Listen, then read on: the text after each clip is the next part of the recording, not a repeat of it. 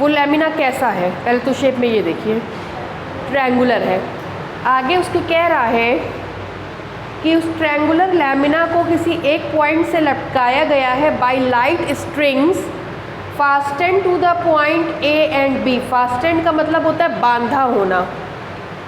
कोई triangular lamina है A B C, उसके दो हिस्से जैसे ए बी सी मान लीजिए ये है ए बी सी, तो ए और बी को हल्की स्ट्रिंग से बांध करके ऐसे लटकाया गया है। जैसे कोई दफ्ती काट लीजिए ट्रायंगल शेप की, उस दफ्ती के दो पॉइंट पे छेद करके रस्सी से ऐसे लटका दीजिए, ठीक है, लटकाया गया है। लेकिन आगे कह रहा है कि इस तरीके से लटकाया गया है so that the side B C is vertical. Side B C कैसी है, वर्टिकल, तो ये डायग्राम नहीं बनेगा। बी सी वर्टिकल है तो पहले हमने बी सी को वर्टिकल बना लिया, बी सी, बचा हुआ पॉइंट है हमारा ए। अब कह रहा है कि ए और बी को दो स्ट्रिंग की हेल्प से लटकाया गया है। ए और बी को स्ट्रिंग की हेल्प से लटकाया गया है। ये दोनों लाइट वेटेड है, मतलब इसका खुद का कोई भी वज़न काम नहीं करेगा। आगे देखिए क्या कह रहा है।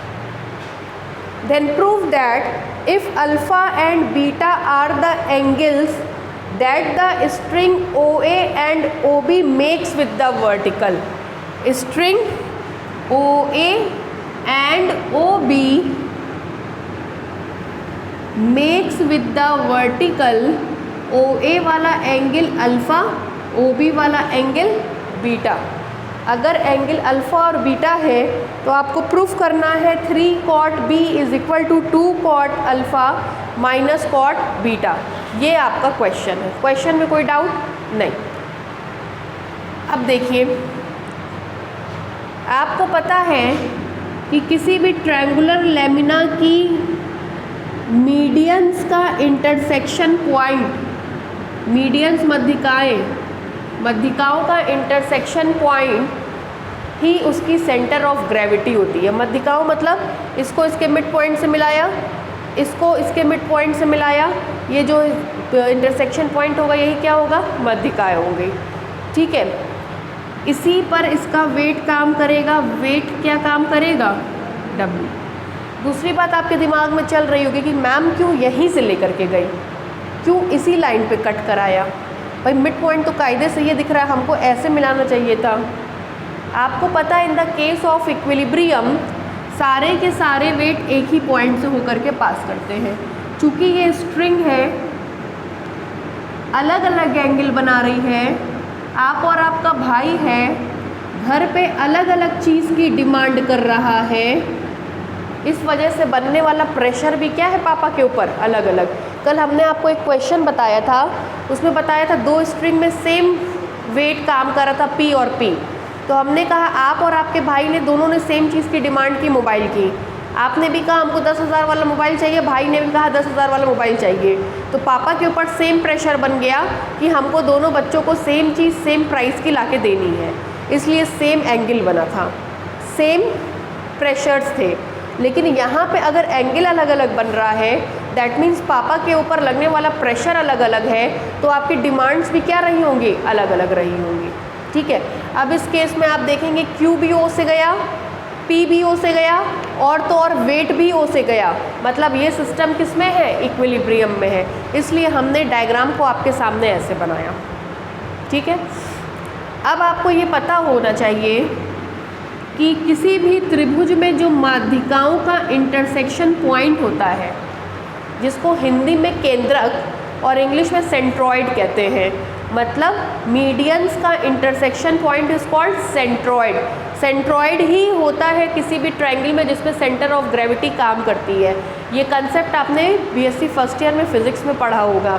डिस्क की सेंटर ऑफ ग्रेविटी, स्क्वायर की centre of gravity, triangular lamina की सेंटर ऑफ ग्रेविटी, ठीक है, हॉलो स्फीयर की, सॉलिड स्फीयर की, ये सब आपने बीएससी फर्स्ट ईयर के फिजिक्स में पढ़ी है।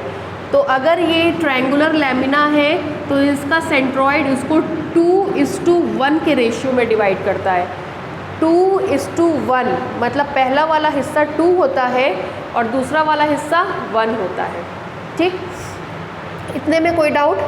डायग्राम बना लीजिए, क्योंकि फिर हम समझाएंगे, थ्योरी तो बहुत गंदा हो जाएगा ये।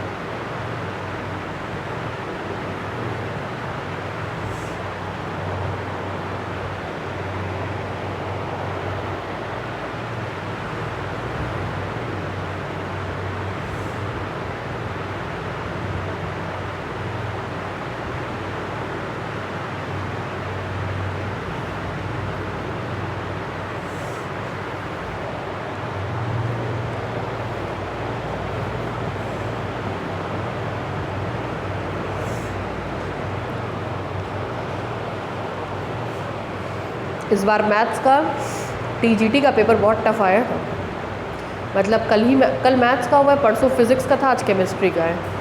अच्छे हिल गए। जिनका पीजीटी का खूब अच्छा हुआ था वो भी टीजीटी में रो रहे थे कि मतलब गलती हो गई। हम लोग के डिपार्टमेंट से करीबन 15 लोग, मैथमेटिक्स डिपार्टमेंट डीडीयू से करीबन 15 से 16 लोग दिए थे, सबका चौपट। अपने यहाँ सेंटर पे सारे टीचर्स दिए थे, सबका चौपट। बहुत टफ पेपर आया था। आइडिया के लिए आपको बता रहे हैं, क्योंकि टीजीटी का पेपर आप कोई भी वो बंदा दे सकता है जो पोस्ट ग्रेजुएट है।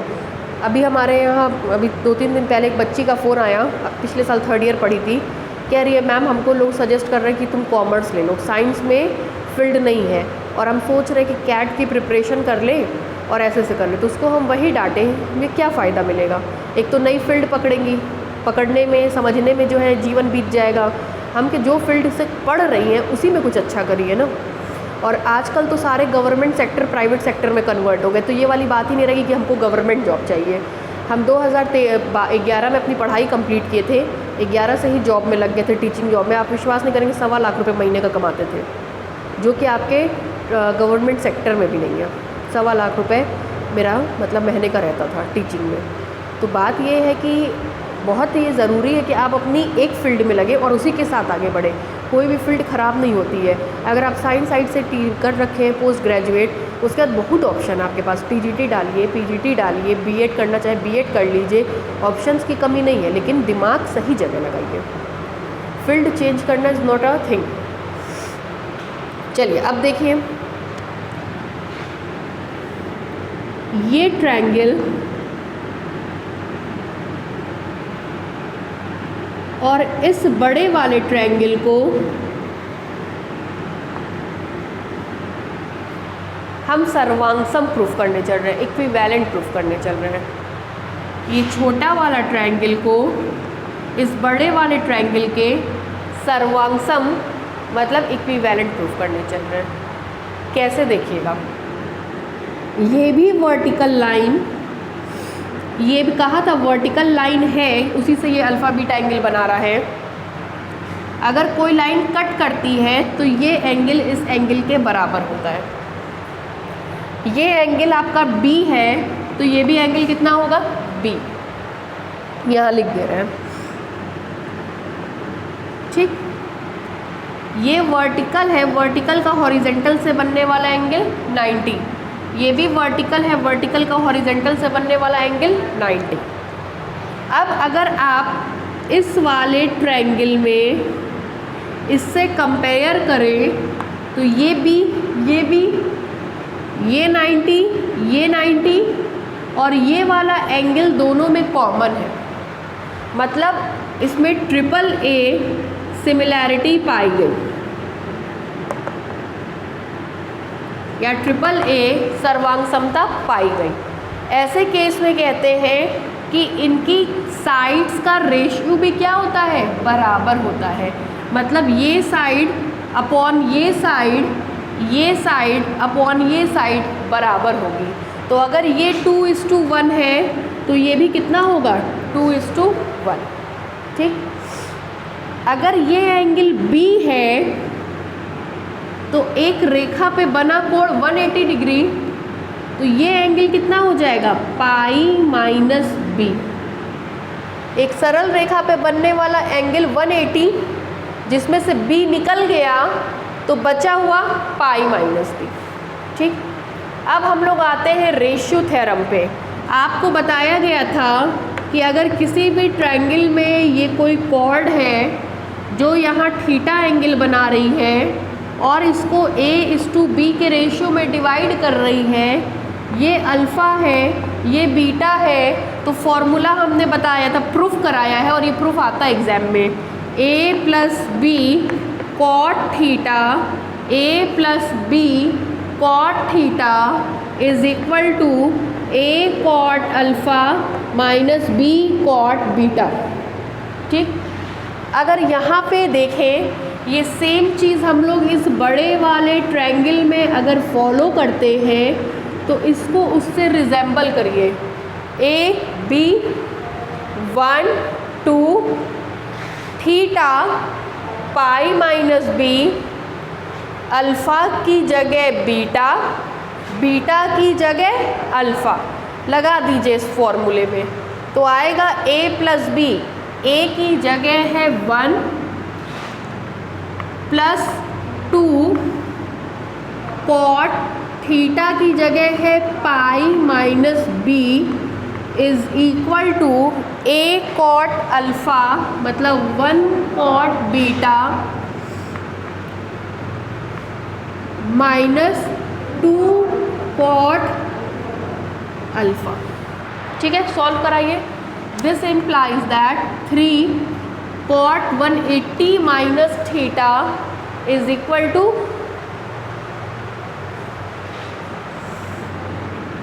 आपको पता है Hrithik,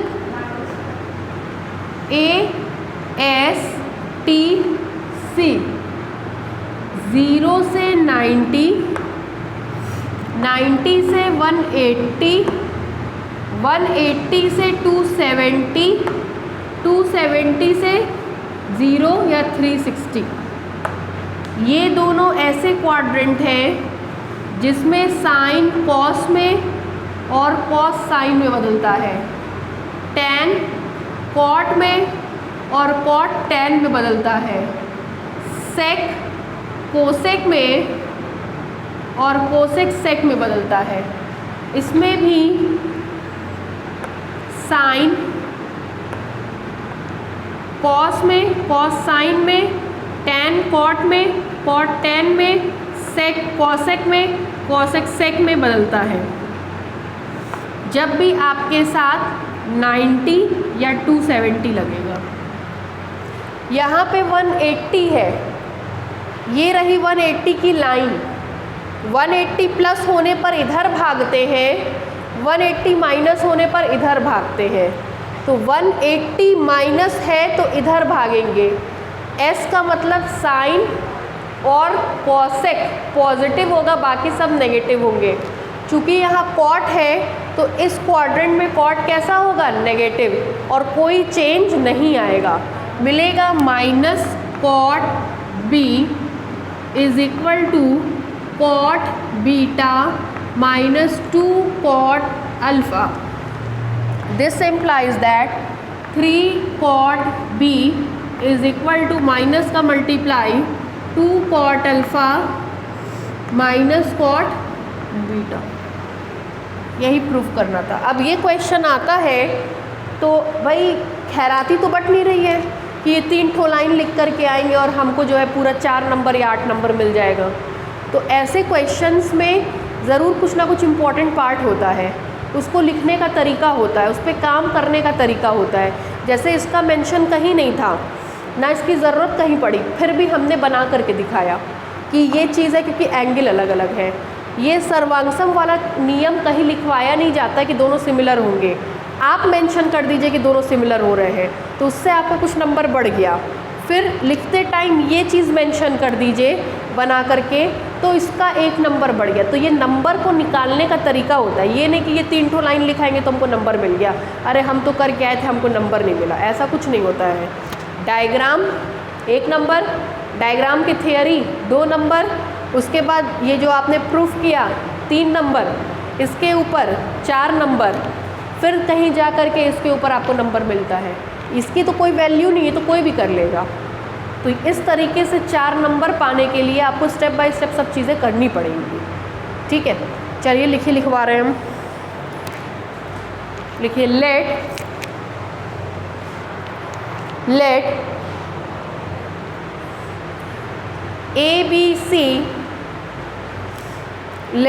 ABC be a triangular lamina. Let ABC be a triangular lamina whose side BC is vertical. Whose side BC is vertical. Full stop. Let AO and BO, let AO and BO are 2 light weighted strings, are 2 light weighted strings which was fastened at O. Which was fastened मतलब बंधा होना, fastened at O.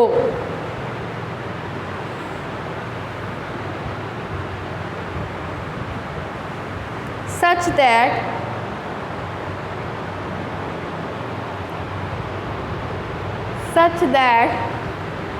AO and B, such that the angle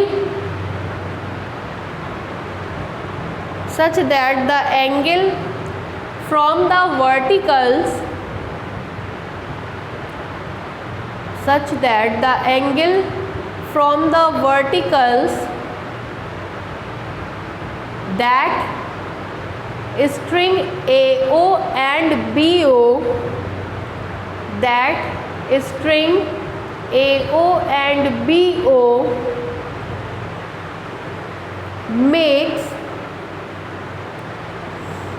makes is alpha and beta, is alpha and beta. Full stop. Let capital P and capital Q be the tension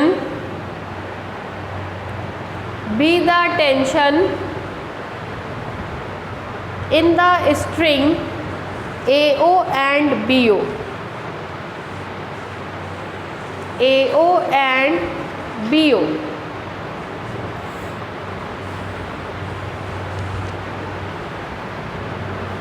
ठीक,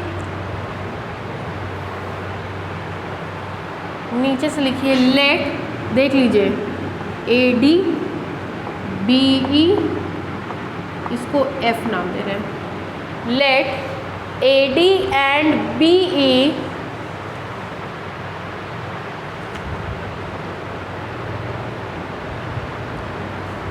are the medians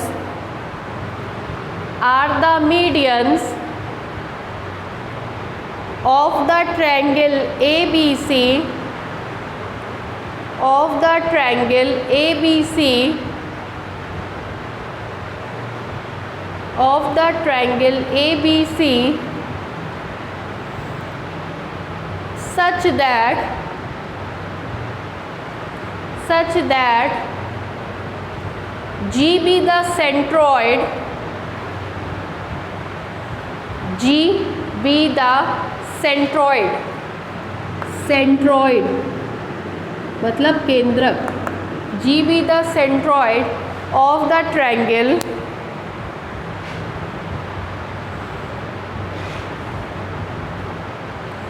G be the centroid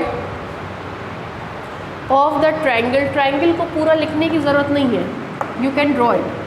आएगा of the triangle तो of the triangle, of the triangle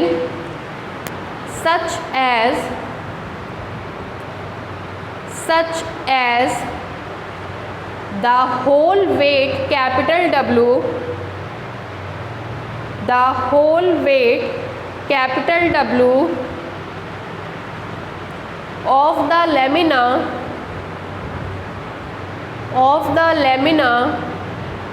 suspended from it, suspended from it। जो W wait है वो किसका है? Lamina का है। तो लैमिना का वेट लैमिना के सेंट्रॉइड पर काम करता है। सेंट्रॉइड इसका सेंटर ऑफ ग्रेविटी, वहीं से वेट हमने हैंग कर दिया। ठीक है, फिर लिखिए, लाइन चेंज करते। In the case of equilibrium, in the case of equilibrium, all the three forces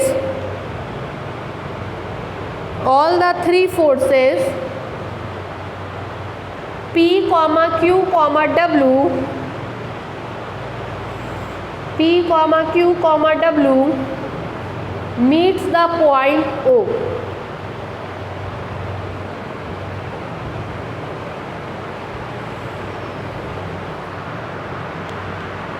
हो गया, ये तो था पूरा डायग्राम का डिस्क्रिप्शन। अब हम इसके एंगल्स को फाइंड आउट कर रहे हैं, इसको और इसको एक दूसरे के सिमिलर दिखा रहे हैं और फिर ये रेशियोज बता रहे हैं। ठीक है, नीचे से लिखिए, since G be the centroid, since G be the centroid of the triangle ABC, since G be the centroid of the triangle ABC, नीचे से लिखिए, therefore AG upon GD is equal to 2/1।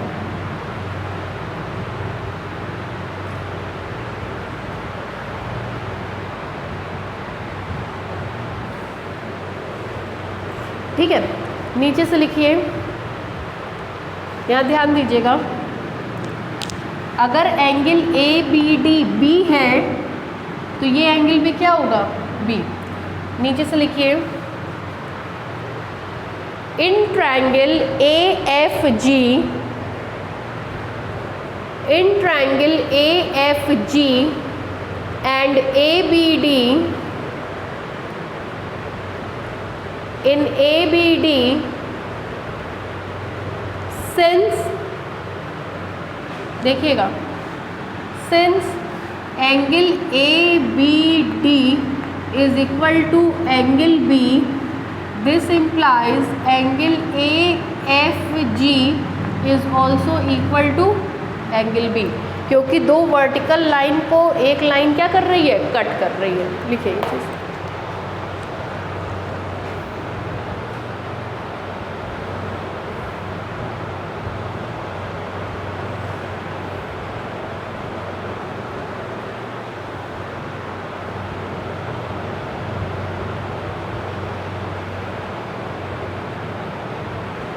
हो गया। नीचे से लिखिए इसके, सच दैट एंगल, यहाँ देखिएगा, angle AGF is equal to ADB is equal to 90। ठीक, लिखिए।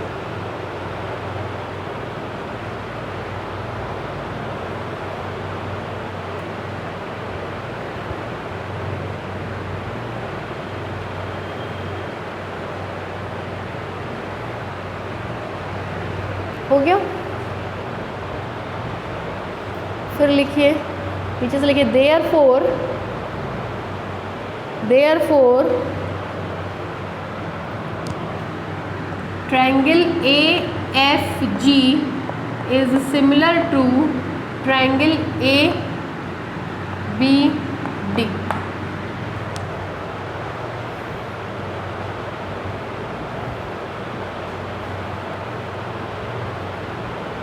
ठीक है, अगर ये दोनों सिमिलर होंगे तो ये साइड अपॉन ये साइड और ये साइड, नीचे से लिखिए 10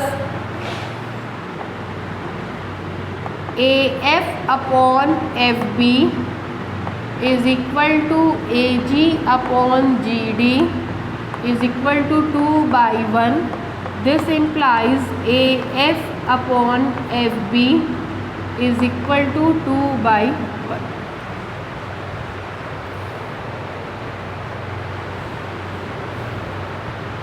ठीक है, इससे हमने आपको ये निकालना बता दिया।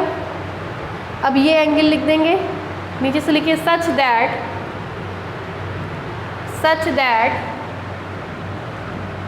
Angle AFO is equal to pi minus B. Such that angle AFO is equal to pi minus B. ठीक है, अब नीचे से लिखिए now applying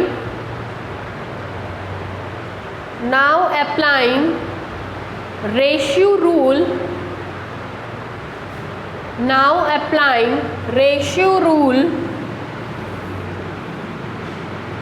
in triangle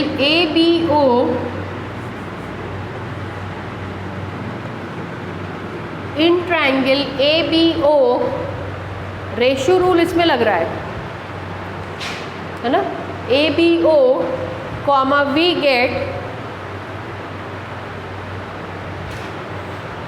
देखिए ये 3 तो लिखिएगा ही, ये बगल में कहीं ऐसे डब्बे में बना लीजिएगा, इसका बहुत रोल है। करिए।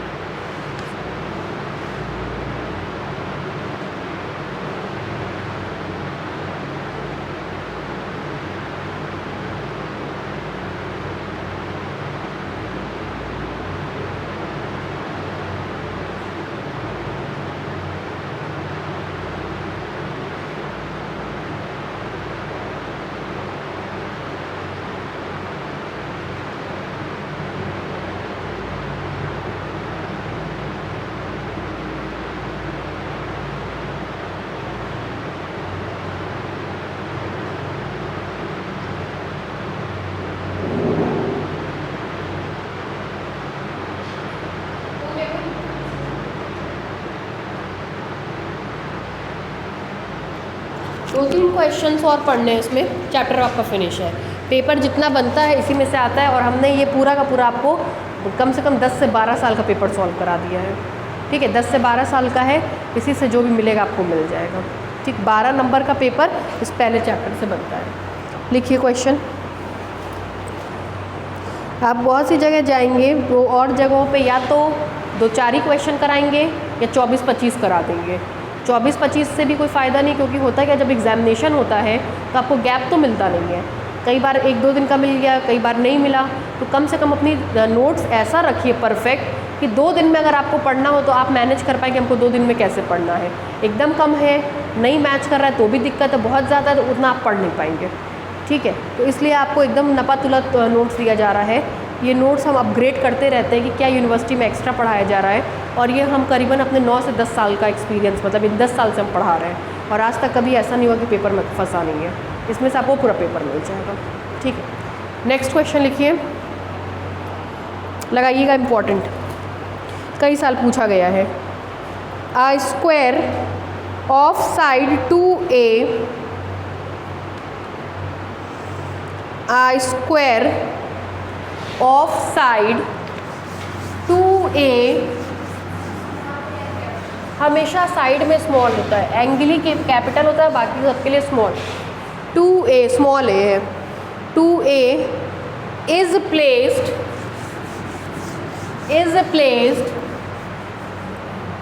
with its plane vertical,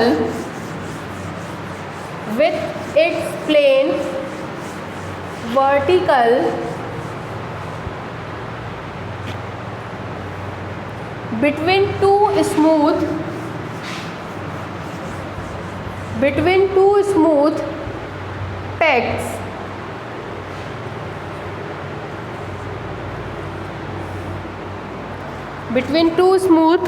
pegs, PEGS, pegs मतलब होता है Khunti, pegs which are in the same horizontal line,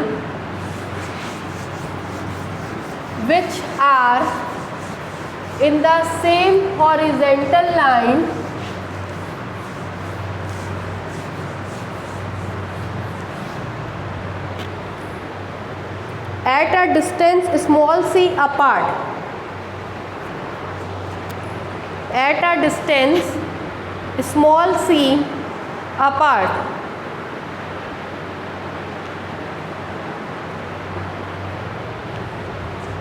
then show that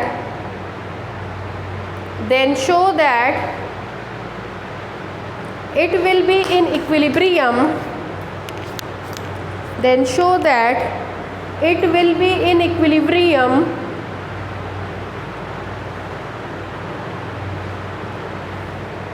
when the inclination of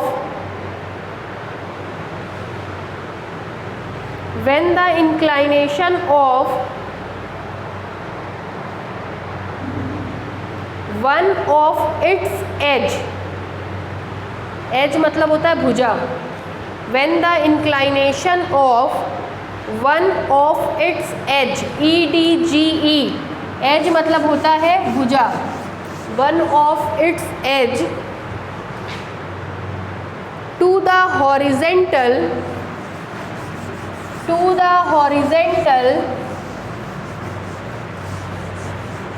is either pi by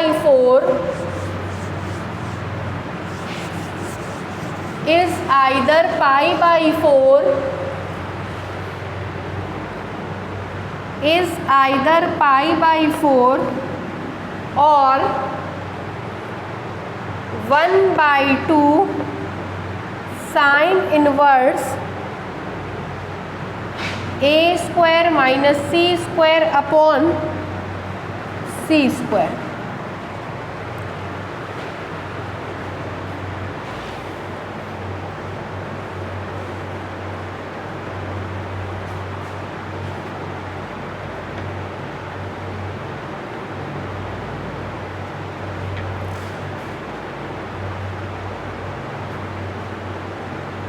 ठीक है, जो सबसे इम्पॉर्टेंट पार्ट है वो इसका डायग्राम है।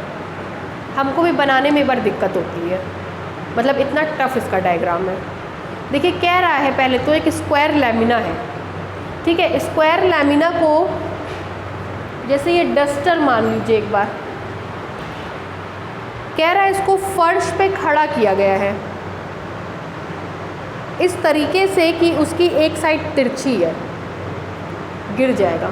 खड़ा हो पाएगा? ये फर्श है, फर्श पे ये इतना बड़ा आपका स्क्वायर शेप की कोई चकती है, खड़ा करिए, ऐसे खड़ा हो पाएगी? क्या होगी? गिर जाएगी। सहारा देने के लिए दो खूंटी ली गई, एक यहाँ एक यहाँ, और उससे इसको बांध दिया गया। जब खूंटी से बंधेगा तब तो ये खड़ा हो जाएगा। दो खूंटी ली गई है इस तरीके से कि दोनों हॉरिजेंटल हो, मतलब खूंटी को आप ऐसे तिरछा नहीं लगाएंगे, खूंटी को हमेशा ऐसे कैसे लगाएंगे? हॉरिजेंटल। और एक खूंटी से एक धागा इधर, एक खूंटी से एक धागा इधर, उसको बांध दिया गया है। कह रहा है तब दिखाइए कि in the case of equilibrium, जब ये ऐसे रहेगा तो इसका हॉरिजेंटल से बनने वाला एंगल, मतलब ये एंगल, या तो π/4 होगा या इतना होगा, जहाँ 2a इस स्क्वायर की साइड है और c दोनों खूंटियों के बीच की दूरी है। ये आपका पूरा कंसेप्ट था। अब देखिए, कुछ लोग स्क्वायर बनाते हैं तो सीधा स्क्वायर बना देते हैं फर्श के ऊपर। सीधा नहीं बनाना है, ऐसा बनाना है कि उसकी एक भुजा या तो इस एंगल पे हो या इस एंगल पे हो। कैसे बनेगा? देखिए, ये हॉरिजेंटल है, ठीक। हमको एक भुजा ऐसे चाहिए जो इससे कितने एंगल पे दिखे? π/4। ये रही वो भुजा, ठीक। अब इसी से होते हुए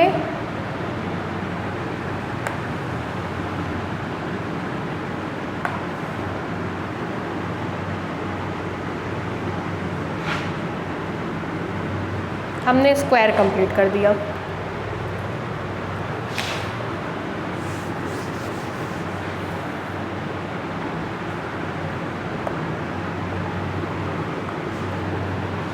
आप लोग नाप आपके बनाइएगा, ब्लैक बोर्ड पे बहुत दिखता नहीं है,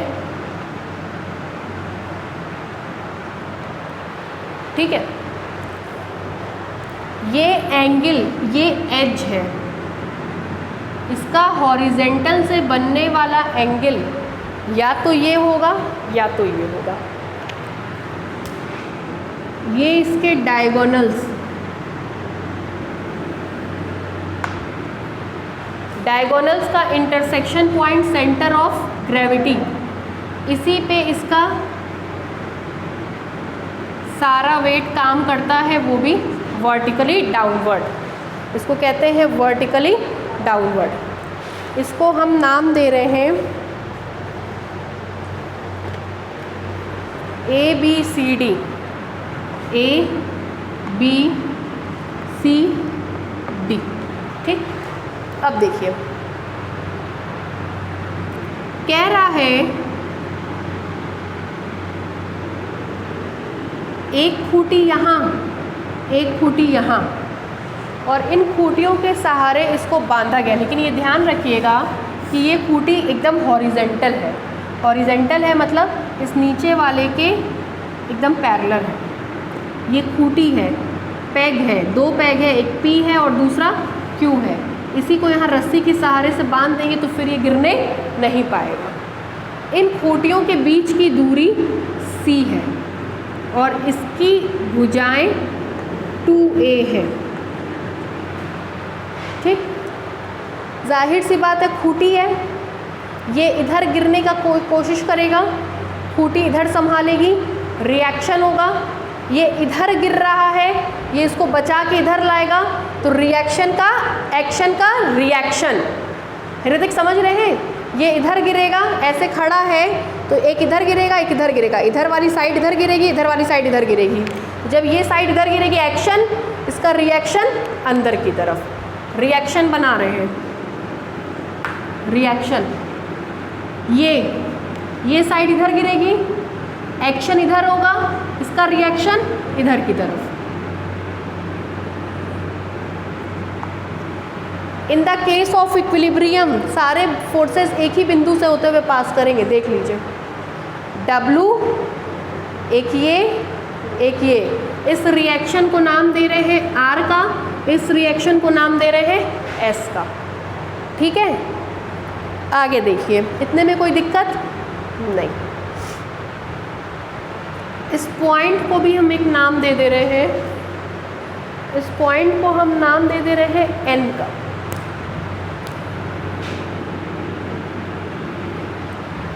ठीक, ध्यान दीजिएगा, G से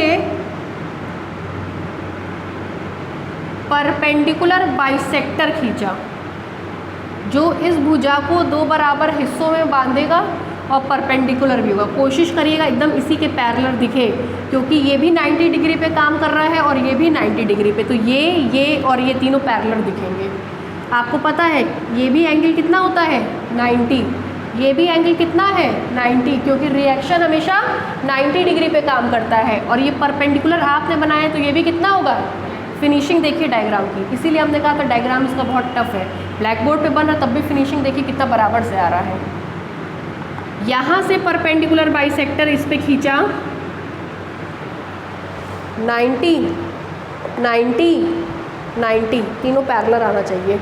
अगर पैरेलल नहीं आ रहा है तो डायग्राम को फिर से काट करके बनाइए सुंदर तरीके से कि जिससे वो पैरेलल आए।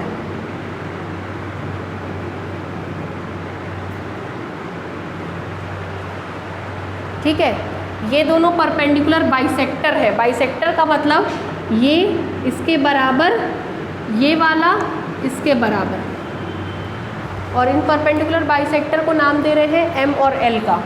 ये हमारा M, ये हमारा L। ठीक है, फ़ोटो खींच के ज़रूर ले जाइएगा इसकी। हम हर साल बच्चों को कहते हैं, क्योंकि क्लास में बनाते हैं सब हबड़ तबड़ और निश्चित है डायग्राम गलत रहता है, कोई कहीं भागता है, कोई कहीं भागता है और वैसे ही छोड़ देते हैं। इसीलिए हम ये डायग्राम, ये क्वेश्चन ऐसे बताते हैं इतने सालों से कि एकदम क्लास ओवर होने पे ख़त्म हो, ताकि बच्चे फ़ोटो क्लिक करके ले जा सकें। ठीक है, और बनाते हैं तो सब सारा आधा घंटा खा जाते हैं इसको बनाने में। 4 बार काटेंगे, गलत हो गया, सलत हो गया, इसलिए हम बनवाना ही छोड़ दिया कि फ़ोटो क्लिक करके लेके जाओ घर पे बनाना। ठीक है, चलिए अब देखिए,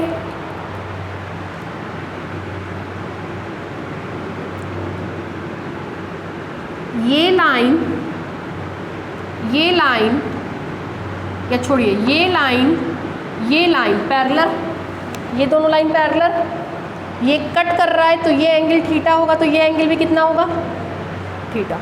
ठीक है ऋतिक, ये और ये पैरेलल, ये कट कर रहा है तो ये थीटा, तो ये भी क्या होगा, थीटा। दोनों रिएक्शंस आपस में 90 पे काम करते हैं हमेशा, हर क्वेश्चन में। ये 90, ये थीटा, तो ये कितना होगा 90 माइनस थीटा। क्लियर? चलिए अब हम लोग क्वेश्चन सॉल्व करेंगे। देखिए कैसे करेंगे, पहले हम मोटा मोटी आपको समझा दे रहे हैं। कितने फोर्सेस काम कर रहे हैं इस पे, 3। कौन कौन से? एक तो हमारा ये R काम कर रहा है, दूसरा हमारा ये S काम कर रहा है, और तीसरा हमारा ये W काम कर रहा है। इसकी टेल पर 2 फोर्सेस जो इसको घेरते हो, इसकी टेल पर 2 फोर्सेस जो इसको घेरते हो, इसकी टेल पर एक वर्टिकल है तो एक क्या बना देंगे, हॉरिजॉन्टल। ठीक, R वाले का मैं रिजेंबल करिएगा, R वाले का हॉरिजेंटल से बनने वाला एंगल थीटा, R वाले का हॉरिजेंटल से बनने वाला एंगल थीटा, S वाले का हॉरिजेंटल से बनने वाला एंगल 90 माइनस थीटा। तो ये कितना होगा 90 माइनस थीटा, और ये 90 है ही।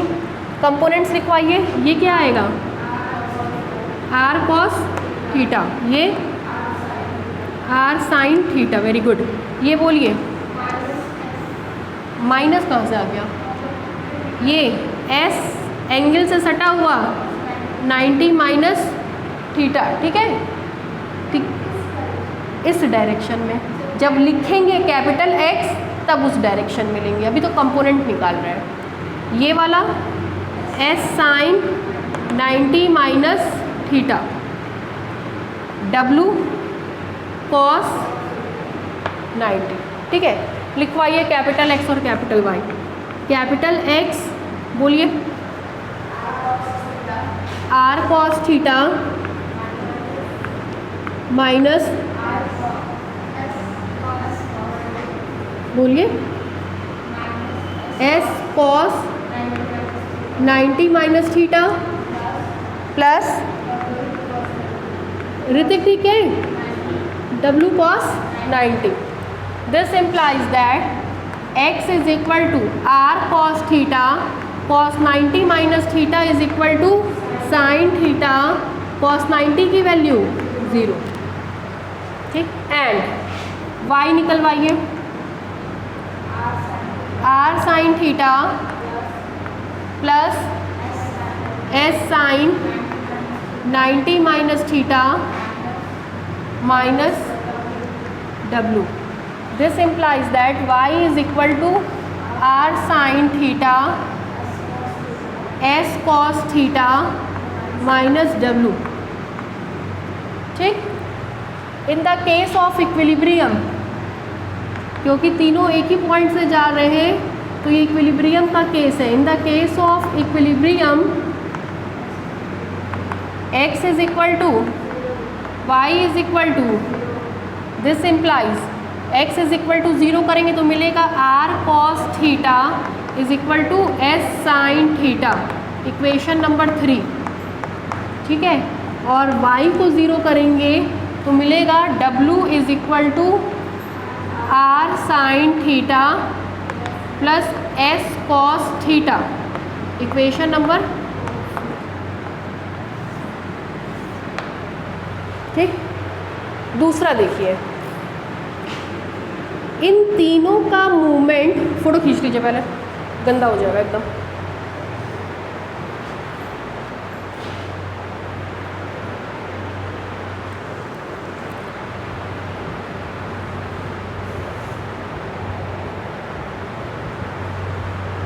साफ से खींचिएगा कि बना सके घर पे, क्योंकि बहुत इंपॉर्टेंट है ये क्वेश्चन और डायग्राम उसका उससे इम्पॉर्टेंट। ठीक है, आ गया। अब देखिए, तीन फोर्सेस हैं ए एस आर और डब्लू, इन तीनों का जी के अबाउट मूवमेंट निकाल रहे हैं। डब्लू के लाइन ऑफ एक्शन पर ही जी सिचुएटेड है, इसलिए डब्लू का जी के अबाउट मूवमेंट 0। Very good. बचा आपका एस और आर, ध्यान से देखिएगा। अगर किसी फोर्स का किसी पॉइंट के अबाउट मूवमेंट निकालना हो तो उस पॉइंट से उसके लाइन ऑफ एक्शन पर क्या डालते हैं? परपेंडिकुलर। अगर किसी फोर्स का किसी के अबाउट मूवमेंट निकालना हो तो उस पॉइंट सर उस पर क्या डालते हैं? परपेंडिकुलर। तो इस पे डाले गए परपेंडिकुलर की लंबाई ये इतने के बराबर होगा और ये इतने के बराबर होगा। मतलब ये जो परपेंडिकुलर है ये किसके बराबर होगा? QL के।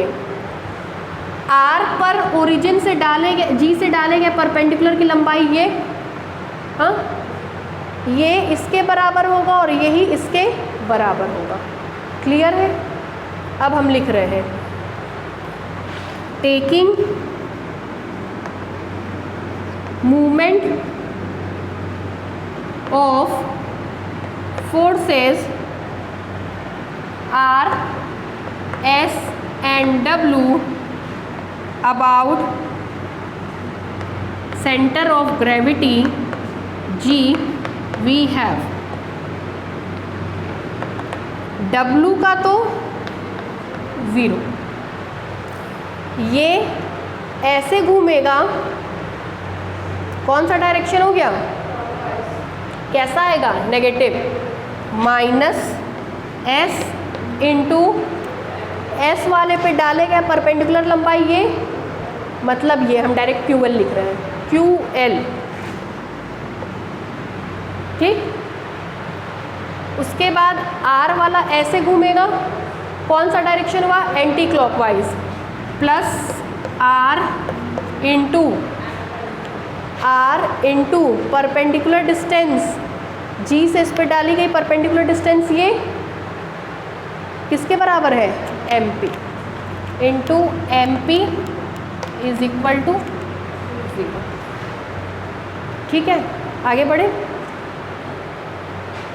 हम सोच रहे थे थोड़ा सा लिख लेते अब, यार रुकिए, इक्वेशन नंबर 5। ठीक है, अब देखिए MP और QL की वैल्यू निकालनी है, ये भी बहुत इंपॉर्टेंट है, डायग्राम चाहिए होगा। Now MP is equal to, चलिए देखिए MP is equal to, MP को लिख सकते हैं MA माइनस PA, MP को लिख सकते हैं MA minus PA, MA minus PA। ठीक, MA तो हमको पता है 2A का आधा है, 2A का आधा कितना होगा, A। This implies MP is equal to A। PA को देखिए, PA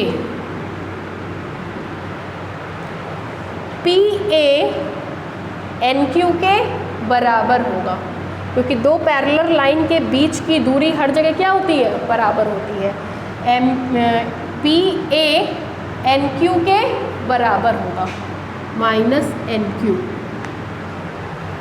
ठीक, this implies that MP is equal to A minus NQ की वैल्यू निकालने के लिए इस राइट एंगल ट्रायंगल का सहारा ले रहे हैं। इन ट्रायंगल NPQ 90 के सामने वाला पता है, मतलब हाइपोटेन्यूज पता है, क्या निकालना है, NQ मतलब थीटा के सामने वाला, थीटा के सामने वाला परपेंडिकुलर। कौन सा फॉर्मूला लगाएंगे, sine theta is equal to perpendicular that is NQ upon hypotenuse that is PQ। तो इससे NQ की वैल्यू आएगी PQ साइन थीटा, और PQ किसके बराबर है, C sine theta.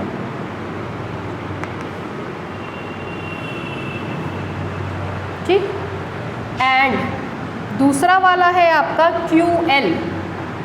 QL is equal to QL को लिख सकते हैं AL minus AQ, AL minus AQ। ठीक है, this implies that QL is equal to AL, चूँकि ये तो मिड पॉइंट है तो 2A का आधा करेंगे तो A, और AQ की डिस्टेंस PN की डिस्टेंस के बराबर होगी माइनस PM। ठीक, चलिए फिर देखिए, इन ट्रायंगल NPQ, उसी NPQ ट्रायंगल में, NPQ में हाइपोटेन्यूज पता है, PN बेस निकालना है, cos theta is equal to base कितना है, PN upon hypotenuse that is PQ। ठीक, तो PN की वैल्यू आएगी PQ cos थीटा, PQ मतलब C cos theta. This implies QL is equal to A minus C cos theta. ठीक है, अब डायग्राम का काम खत्म हो गया है, तो पहले इतना थियरी लिख लीजिए, टाइम खत्म हो रहा है। लिखिए given that ABCD be a square, given that ABCD be a square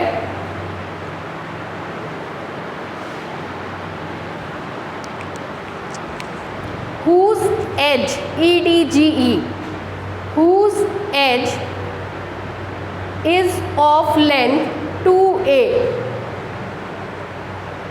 whose edge is of length 2A, full stop. Let the side AB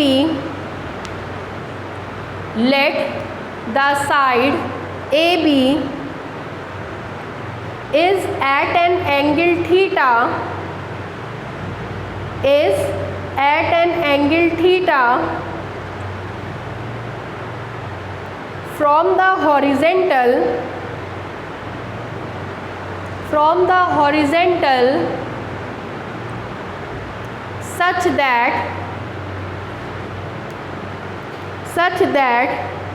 G be the center of gravity,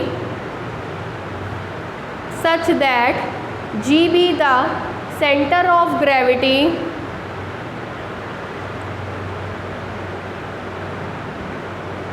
at which the whole weight W, at which the whole weight W is suspended,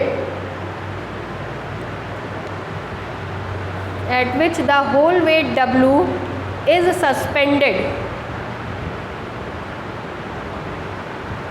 हो गया, full stop. Line change करके लिखिए, let capital P and capital Q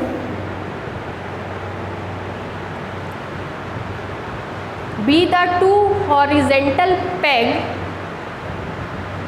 be the two horizontal peg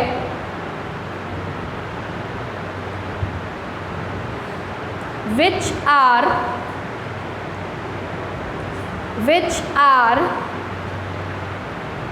at a distance,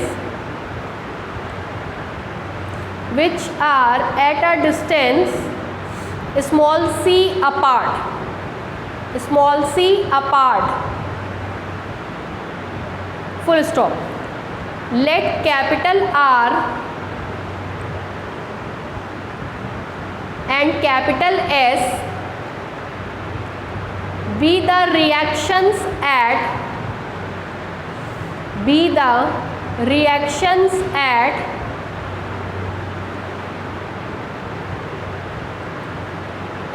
point capital P and capital Q respectively, at point capital P and capital Q respectively, such that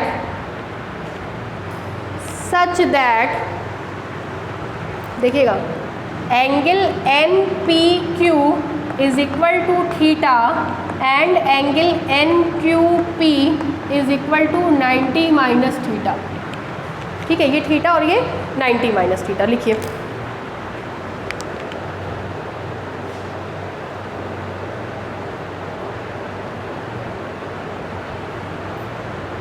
बगल में wait कर लीजिए।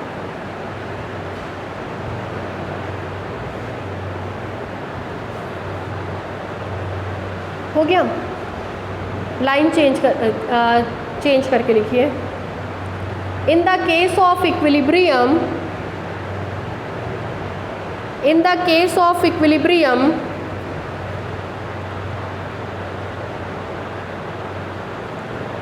all the three forces, all the three forces capital R, capital S and capital W, capital R, capital S and capital W meets at a point capital N, meets at a point capital N। हो गया, फिर लिखिए line change करके, draw the perpendicular bisector, draw the perpendicular bisector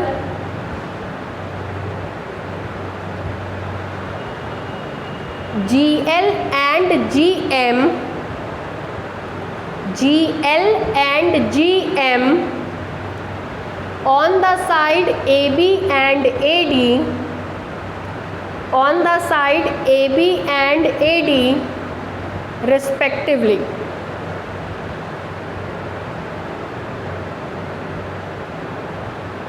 AB and AD respectively। हो गया, line change करके, let capital X and capital Y, let capital X and capital Y be the component of forces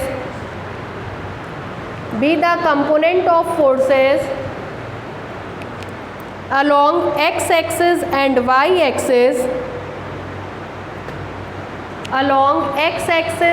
y-axis then देखिए यहाँ से पूरा यहाँ तक उतार लीजिए और ये डायग्राम अपना या तो इसके बगल में बना लीजिएगा या उसके साथ ही इंक्लूड कर लीजिएगा, ठीक है, उतार लीजिए।